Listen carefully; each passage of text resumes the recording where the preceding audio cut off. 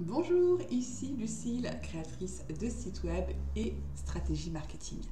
Alors aujourd'hui, on va rentrer un petit peu dans la technique parce que j'avais très envie de faire un point avec toi. Alors sache que régulièrement, notamment sur mon groupe Facebook, je propose à des personnes de me donner un lien vers leur site web pour leur faire un petit diagnostic des éléments clés à avoir sur leur site web. Et après de nombreux diagnostics, je me suis rendu compte que beaucoup d'éléments étaient souvent oubliés. Et en fait, ces éléments-là, pardon, ils ont tous un point commun. Ce sont des éléments qui vont donner confiance à ton client, à ton prospect quand il arrive sur ton site web.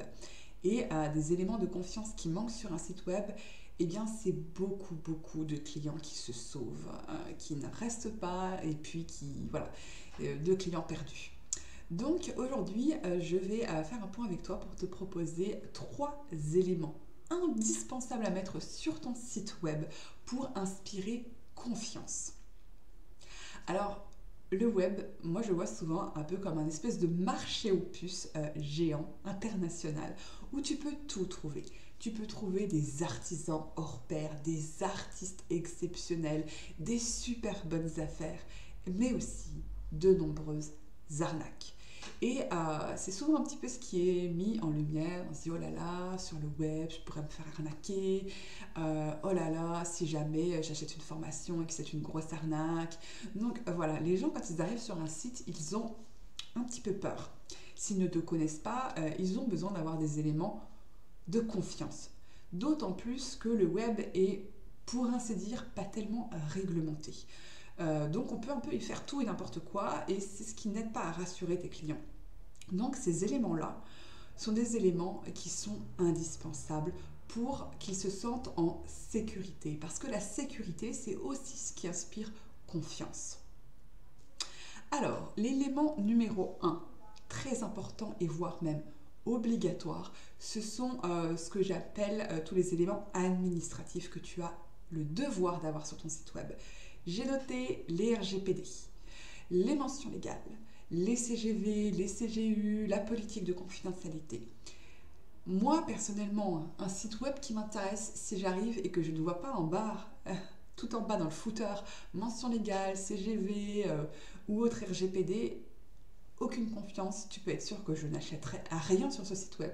Je n'achèterai rien parce que ça veut dire tu sais pas sûr que voilà que la personne soit pas un robot ou autre parce que tu peux trouver de tout sur le web. Donc ce sont des éléments qui sont obligatoires que tu dois mettre sur ton site web. Et ce sont aussi des éléments qui, si elles sont sur ton site web, vont être un véritable poids très important dans le référencement de ton site sur Google. Il faut savoir que Google, c'est un robot qui scanne les sites web. Et admettons que tu sois, je sais pas moi, énergéticienne à Lyon. On va prendre cet exemple-là. Si sur ton site web, tu n'as aucun de ces éléments de sécurité, pas de RGPD ou autre, eh bien Google va scanner ton site, va voir que ces éléments ne sont pas là et il va te pousser tout en bas de sa liste. Parce que pour lui, ton site n'est pas sûr, n'est pas sécurisé, donc il ne le mettra pas en avant. Je peux te garantir qu'une fois que tu auras ces éléments-là sur ton site, ça prend du temps, le référencement, on va pas se mentir, mais au moins ton site va commencer à prendre de la place et à remonter parce qu'il aura ces éléments de sécurité et donc de confiance. Donc, prends bien bonne note. Autre élément important sur un site, eh bien c'est toi. Toi. Il faut que tu sois présente sur ton site web. Il y a beaucoup de personnes qui sont, je le conçois, timides, mais être timide et vouloir être sur le web, il y a un moment donné où il faut quand même, pour inspirer confiance, que les gens sachent qui se trouve derrière ce site web. Quel est l'humain qui est derrière? Quelle est la professionnelle? Est-ce que son expertise est vraie ou pas? Est-ce qu'il y a vraiment un être humain derrière ce site web? Et dans ces cas-là, je t'invite à te présenter, mettre une petite photo de toi que tu aimes bien, faire une présentation à l'écrit. Si tu te sens à l'aise, alors n'hésite pas, fais une présentation en vidéo parce que c'est ce qui fonctionne le plus et ce qui est un véritable boost de visibilité, de référencement et de confiance. Donc fais voilà un petit élément vidéo. Par contre, la vidéo, attention, 2 minutes, 3 maximum. On ne fait pas une vidéo de présentation de 15 minutes sur son site web. Personne ne le regardera. Il y a 2 chiffres très importants que j'aimerais te donner. Lorsqu'une personne arrive sur ton site web, elle a 5 secondes pour se rendre compte si elle est au bon endroit.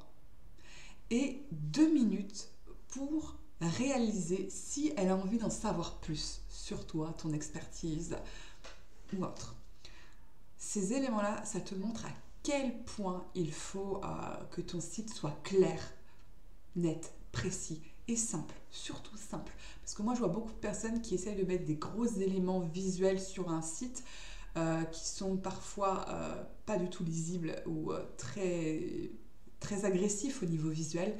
Faites simple. Un site n'a pas besoin d'être compliqué pour attirer des clients. Bien au contraire, plus c'est simple, plus c'est clair, plus c'est limpide, plus les gens vont se sentir bien et vont avoir envie de rester. Des éléments visuels qui sont trop agressifs, ça peut faire fuir. Tout comme des pop-up intempestifs qui te sautent au visage dès que tu ouvres une page, font fuir beaucoup de personnes. Donc restons simples, clairs et authentiques. Un site avec des éléments de sécurité qui rappellent que tu es légal, que tout est légal, que tout suit les choses, voilà, que c'est clair, que c'est pas un robot. Une présentation, soit par une photo, soit par une vidéo, pour expliquer qui tu es, ce que tu fais, avec un grand sourire, ta personnalité, qu'est-ce que tu aimes dans la vie. C'est aussi très important de parler d'humain à humain. Et enfin, un élément primordial aussi, ce sont les témoignages clients. Les témoignages clients, c'est ce qui va vraiment inspirer tes prospects à se dire « c'est un professionnel, il a de l'expérience ». Et effectivement, il y a des personnes qui sont là pour juger de son expertise, pour juger que tout s'est bien passé. Et donc, les témoignages clients, c'est vraiment un élément très, très, très, très important. Alors, il y a plusieurs manières de faire des témoignages clients. Et moi, je vais t'en donner 2 qui me semblent être très importantes. Mais avant de te les donner, je vais te parler de ce que j'ai vu et de ce qui est très dangereux. C'est-à-dire les faux témoignages clients. Parce que je sais que ça peut être tentant. Des fois, les gens se disent « Ah, mais j'ai pas de témoignage client, je viens de commencer. » Tu viens de commencer, tu n'as pas de témoignage client, alors n'en mets pas. Il vaut mieux ne pas avoir de témoignage client plutôt que faire des fakes. Parce que moi, j'en ai déjà vu. J'ai eu des clients qui arrivaient, qui disaient « Ah, je comprends pas, machin ci, machin ça. » Et là, je regarde, je lis les témoignages clients, je dis « Mais excuse-moi, j'ai pas besoin d'être vraiment une professionnelle du web pour te dire que là, c'est pas un vrai témoignage client. » Ah mais oui, mais j'en avais pas. Oui, mais excuse-moi, mais ça manque de crédibilité. Déjà, les photos que tu as utilisées, ce sont des photos que l'on trouve sur n'importe quelle banque d'images et sur quasiment 80% des sites web que l'on trouve. Les mêmes photos avec la grande blonde, tu sais, les cheveux là, grand sourire, on les voit toutes. Ou le gars bronzé avec la super coupe de cheveux. Sauf que lui, quand il a écrit le commentaire un côté, la grande blonde de 30 ans, c'était Marie-Claire, 45 ans, qui avait des problèmes d'ossature ou je ne sais quoi. Tu vois tout de suite que ça manque de crédibilité. Voilà, il te met n'importe qui, je sais pas, moi, un petit blondinet aux yeux bleus, et puis il fabrique un témoignage où il dit que ce petit blond aux yeux bleus, il s'appelle Saïm. Bon, tu te rends compte déjà que c'est pas cohérent, c'est pas cohérent. Et puis les témoignages, quand tu les lis, tu vois que c'est les mêmes mots-clés, que c'est redondant, que c'est exactement la même chose, qu'il n'y a bizarrement pas une seule faute d'orthographe, alors que selon des témoignages, il peut y avoir des fautes d'orthographe, il peut y avoir des fautes de frappe, ce qui te fait comprendre que c'est un véritable humain qui est derrière, qui était tellement enthousiaste que des fois il a oublié de mettre, je sais pas, un S quelque part ou autre. Et ça, je peux te garantir que le client qui s'intéresse et qui a envie de savoir si ces témoignages-là peuvent le convaincre de travailler avec toi, il va s'en rendre compte que ce sont des faux témoignages clients. Je peux te garantir qu'ils vont s'en rendre compte. Et là, ça va te mettre une sacrée balle dans le pied parce que tu vas perdre toute la confiance de ce client-là. Et non seulement tu vas la perdre, la confiance, mais je peux te garantir que ce client-là, il ne te recommandera pas. Et s'il entend parler de toi, il va le dire. Non mais t'es allé voir son site internet, t'as remarqué que ces témoignages, c'était que du fake. Franchement, tu ferais confiance à une personne qui met des témoignages fake sur son site web? Ben non. Donc, il peut potentiellement te faire perdre d'autres clients. Donc, franchement, t'as pas de clients, t'as pas de témoignages, c'est pas grave, ne mets pas de témoignage. Mais si tu as déjà des clients, alors je t'invite à leur demander de témoigner, de te mettre un petit témoignage. Et si tu oses pas, si tu hésites, si tu es timide, eh ben, essaye de passer un petit peu au travers de cette timidité. Et puis, voilà. Alors, je vais justement t'expliquer les deux éléments intéressants pour pouvoir mettre des témoignages sur ton site web. Utilise les réseaux sociaux. Par exemple, tu as une page Facebook et puis tu viens je sais pas moi, de faire un projet avec une cliente.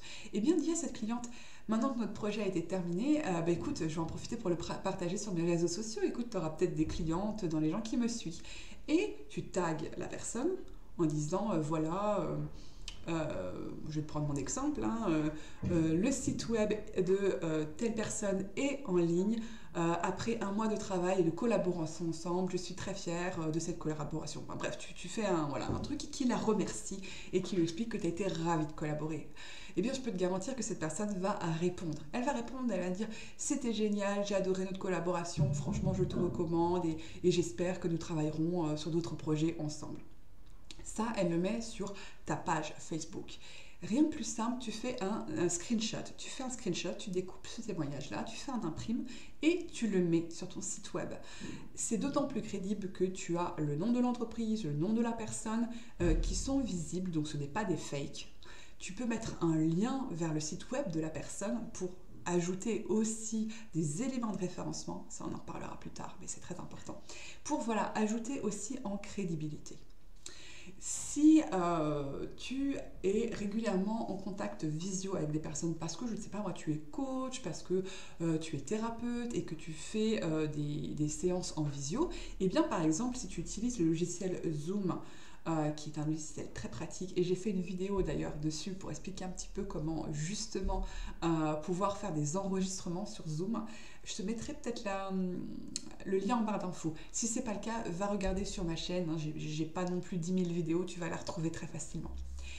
Et donc justement, en utilisant le logiciel Zoom, moi ce que j'avais fait avec une cliente, c'est on a fait un entretien ensemble, tout s'est très très bien passé, et à la fin de l'entretien, alors qu'on était encore en visio, je lui dis mais écoute, en ce moment je suis un peu à la recherche de témoignages clients à mettre sur mon site web, est-ce que toi tu serais d'accord de laisser un témoignage? Et elle me dit ah bah oui, ça me ferait très plaisir, je comprends, il n'y a pas de souci, avec grand plaisir. Et va le faire tant qu'il est chaud, tu lui dis pas on se rappelle la semaine prochaine pour faire ça ensemble. Je lui dis bah écoute, tu vois, là on est sur Zoom, ça tombe bien, écoute, si t'es ok, on le fait tout de suite, ça va prendre 1 minute et demie, franchement 2 minutes grand maximum, un témoignage ne doit pas durer un quart d'heure. Tu prépares quelques petites questions très très simples, très basiques, et puis tu lances l'enregistrement. Tu présentes la personne, tu te présentes, tu expliques ce que vous avez fait ensemble, et puis elle va te dire, tu lui poses la question, qu'est-ce que tu as apprécié dans notre travail ensemble, qu'est-ce que tu recommandes, et elle va le faire tout à fait naturellement en disant, écoute, j'ai adoré ton approche, je me suis tout de suite sentie en confiance, j'ai aimé ton expertise, ta franchise, ton humour, blablabla. Elle va mettre tout ça, et c'est naturel, c'est naturel. Donc du coup, ça passe vraiment, vraiment bien. À la fin, tu coupes l'enregistrement, et l'enregistrement se fait automatiquement sur ton PC. Tu as juste ensuite à reprendre cette vidéo et à la mettre sur ton site web. C'est très simple et très facile. Et franchement, ça apporte énormément de crédibilité. Super, eh bien écoute, je te fais juste un petit récapitulatif de ces 3 éléments indispensables à mettre sur ton site web pour attirer et inspirer la confiance de tes clients. L'élément 1, ce sont les éléments de sécurité, les éléments administratifs, RGPD, mention légale, CGV, CGU, tous ces éléments-là sont obligatoires et tu dois les mettre sur ton site web. L'élément numéro 2, te présenter, créer un véritable lien, montrer ta personnalité, ton enthousiasme, ton sourire, que les gens reconnaissent ta voix, reconnaissent ta gestuelle et se sentent inspirés par ça. Ce sont des éléments émotionnels et sensoriels que les gens ont besoin de voir pour apprendre à te connaître. Et enfin, en 3, des témoignages clients qui vont inspirer les gens à se dire c'est une véritable experte. Elle a déjà travaillé avec ces gens, ils la recommandent, ils ont été satisfaits. Donc, pourquoi ne pas travailler avec elle? Et voilà, et bien écoute, j'espère que cette vidéo t'a plu et t'a apporté des tas d'éléments importants à mettre en place. Si tu as des questions, n'hésite pas, les commentaires sont faits pour ça et je te répondrai avec plaisir. S'il y a des choses sur lesquelles tu es un petit peu bloqué et que tu as envie que j'aille jeter un petit coup d'œil sur ton site web, eh bien n'hésite pas à prendre contact avec moi cette fois-ci sur les réseaux sociaux. Je t'invite à aller me retrouver sur Facebook. Tous les liens sont dans la barre de description. Viens voilà, m'envoyer un petit message sur Messenger. Bonjour Lucille, voilà qui je suis, voilà ce que je fais, voilà mon site web, je ne suis pas très sûre, est-ce que tu voudrais bien y jeter un petit coup d'œil? Et moi, ce sera avec grand plaisir que j'irai jeter un coup d'œil à ton site web et te dire quels sont les éléments qui manquent, quelles sont les petites choses que tu pourras mettre en place pour faire un site web simple, clair, authentique et rentable qui attire les gens à toi et qui donne confiance. Et bien voilà, écoute, je te souhaite une très bonne journée et je te dis à très bientôt. Ciao!